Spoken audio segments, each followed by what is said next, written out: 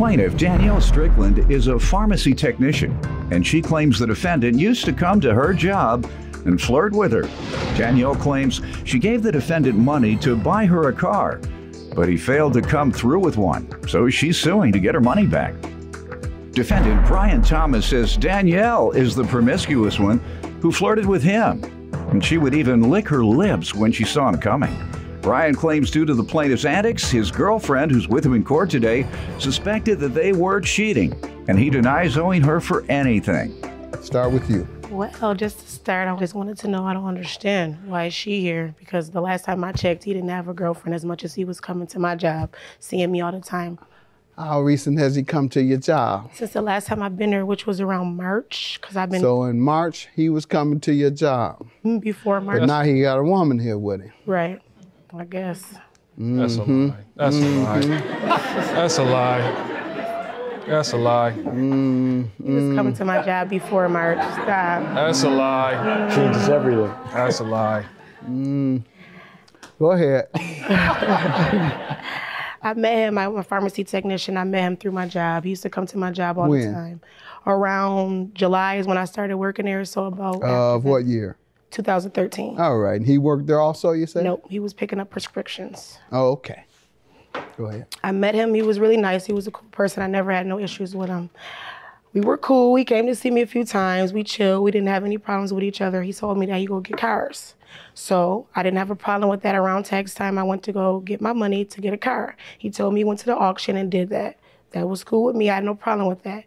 I gave him the money to go to the auction and get the car. Okay, let me get some background on him before you get into the details of the lawsuit. Sir, okay. You want to give me some background? Your Honor, I just want to say that, Danielle, she's a very promiscuous girl, all right? When I first met her, she was smiling, batting her eyes at me when I Did you have her when you were coming to her job?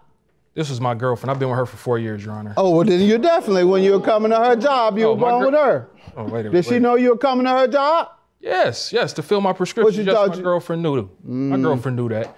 But back to what I was saying, she's a very promiscuous girl. The first time I met her, I was walking in the pharmacy. I had a purple polo on. She complimented me on my shirt, but the way she was looking at me and she kept smiling, licking her lips like I had fruit roll-up drawers on. You know what I'm saying? I approached her. She filled my script. That was that. And then a separate occasion, a couple weeks later, I had to fill a script again. I was with my girlfriend. We went to McDonald's. We stopped and got sweet teas. My girlfriend was driving. She drove me through the drive-thru. Danielle was at the window. Danielle was doing that same flirtatious thing, batting her eyes, smiling, licking her lips. My girlfriend turned around and looked at me like something was going on, but I didn't know her, because that's just what she do, So we pulled off from the pharmacy. My girlfriend threw the sweet tea out the window. And I know that's her favorite drink, so I'm wondering, what's going on? Why you throw the sweet tea out the window? You mad now? The car started driving fast, She wouldn't talk to me, So come to find out, my girl did an investigation to find out whether it was something going on between me and Danielle, and she found out there was nothing going on, nothing further than, her being flirtatious. What type of investigation? Oh, she had a friend. She knew a friend, that, worked in that same field, that worked at that same place, to find out, and she found out there wasn't nothing going on. I mean, you can ask her. Because the friend told her? Yeah, her friend told her. You want me to ask her, you said? Yeah, why don't you ask her? Hi, Judge Mathis. My name is Deja Tanner.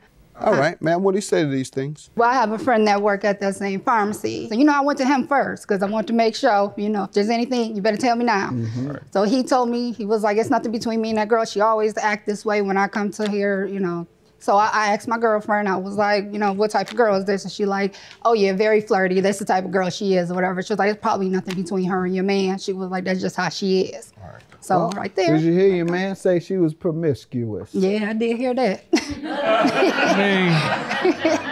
You said the only information that you have after your research was that she was flirty. Right. But somehow, I got his number. He knows more information. And the information that he knows is that she likes to have sex with no commitment. That's the type of girl I can tell she is, though. You didn't hear that in your investigation. That's the type of girl she is. You didn't go that. All right, thanks for the new information. All right. I could tell that's the type of girl she is. I can tell that's the type of girl I am, and I have 2 kids with my baby father that I've been with for 8 years. Me and him just recently broke up. Okay. That's the reason why I didn't talk to him at first, because I was still dealing with my kid's father, which he knew that. All right. What is your lawsuit about? Yes, he took the $1,600 from me for a car. It was supposed to be $2,000, but I only gave him half to go get. What was he to do? To go to the auction and get a Monte Carlo. He was supposed to get a Monte Carlo, but he wound up getting an Impala, 2000 an Impala, 4-door, a gold car. He delivered it to you? No, I never seen it. I was supposed to go see it. He never took me to go see it. I asked him, can I go see it with my mechanic? Started ignoring my calls. That's a lie. Started ignoring my calls after a while. So why are we here? Started ignoring my calls after a while. Then he finally decided to answer and say, I need the rest of the money, which is the ending balance. And I told him I wasn't going to give him that unless I seen the car, started it, cut it on, everything. He knew I had 2 kids. He knew I was walking and catching a bus to work. So instead of you trying to dip me for my money, you should have been a man about it and man up and gave me my stuff. Can I say something? Okay, let me hear his side. Can I say something? When I approached Danielle told me she needed a car. She told me she had $2,000. So I said, how soon will you be ready? She said, I'll be ready tomorrow. I have the money. The first day I met with Danielle, she gave me $800. Danielle didn't have all her money up front, so I told her off the bat, I said, you know what, I'm not gonna go spend my money and tie my money and invest it in the car if you're not gonna have your money all the way up front when you're gonna have the remainder. So she said, give me a couple days because I couldn't get all the money out the ATM. She gave me another $800. We found the car for Danielle, sent a couple pictures of Danielle. Danielle said, oh, I see a rust spot on that car. I'm only paying you $1,600. I'm not paying you nothing else. Either you could take the $1,600 or it's nothing. You know what I'm saying? That's the type of attitude she had. She saw the rust where? That's the type of attitude she had. She said, saw the rust on a picture? She saw the rust on a picture, Your Honor. It was on a small quarter of the fender on her passenger side of the car. Did she ask to come and see the car? So Danielle asked to come see the vehicle, whatever the case may be. But the whole thing about this is Danielle never had time to do nothing. You understand what I'm saying? So at the end of the day, she never had no time. She acted like she never had a ride. She acted like she could never get around to do nothing. Did you hear your man say she was promiscuous? Yeah, I did hear that. You say the only information that you have after your research was that she was flirting. Right. But somehow, I got his number. He knows more information. And the information that he knows is that she likes to have sex with no commitment. Plaintiff Danielle Strickland works as a pharmacy technician, and the defendant claims every time he went to Danielle's pharmacy, she would flirt with him and lick her lips, despite the fact that he has a girlfriend. So you're saying that she gave you over $2,000? No, she gave me $1,600. Okay, $1,600, and she said, I want to come and see it. Right, but never could find a way or find time. She said, I want to come and see the car for which I paid $1,600, but I just don't have time. No, she said she could never find a ride, but then Danielle changes her mind. She changed her mind real quick. What about you giving her a ride? Did that ever come up? Me give her a ride? I beg your pardon? You said give her a ride. Yes. I mean, she still had a schedule, she still had kids, and then at the end of the day, she still changed her mind a lot. She said, I want the car 1 minute, the next minute, I don't want the car. Oh, and so you didn't tell me that part. She made her own price. Don't talk when I'm talking. You pipe down. I'm sorry. All right? I'm sorry. Hello. You didn't tell me that part. You didn't say she didn't want the car. You said that she went back and forth and talked about coming to see the car. That's what we were discussing. And so now you're saying she said she didn't want the car at some point. Right.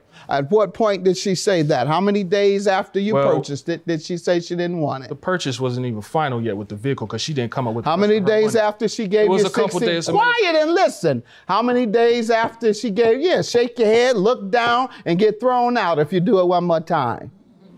Now, how many days after she gave you $1,600 did she tell you I don't want it?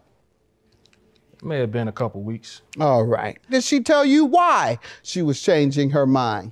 Well, she told me because she seen rust on the car. You know, she said, I'm not paying no more than $1,600. And she told you that 2 weeks later? She told me 2 weeks later once she seen the pictures, but also it was a specific car she had in mind she wanted, but I couldn't find. So I did explain to Danielle that I know somebody at a car lot that'll be able to help her out, but she would have to spend the money that she said she had. She said she had $2 grand. She would have to come up with that money. Let's cut through all of it. How much did she give you? She gave me $1,600. All right. Did she get a car back? No. Nothing in exchange? No. All right, so do you think you should pay her money back? No, I shouldn't pay her money. Why? I took her money to the car lot, got a receipt from them, and gave her the receipt, and she was supposed to go to that car lot. Did she give the car lot the money? She gave me the money. You twisted. Have a good day. Yeah, you are twisted. Judgment for the plaintiff. Ever since he repeatedly come to my job every month to get his prescription before he got insurance. Let's be clear about the situation. Stop playing. See, there she go again. I mean, you know, at the end of the day, you know, lost, so don't matter. I get my money. You some money because your kids didn't have nothing. Don't matter. No, my kids had something. I didn't have a car. Don't get it twisted. Don't get confused. You're mad. You lost. How did you get my information? How you get my information? You gave it to me, clown. System to get my address. Okay, well that's another story though. We ain't even gonna go there. That's why you lost. What happened? It don't even matter. Give my money. That's a whole different story though. That's a whole different story.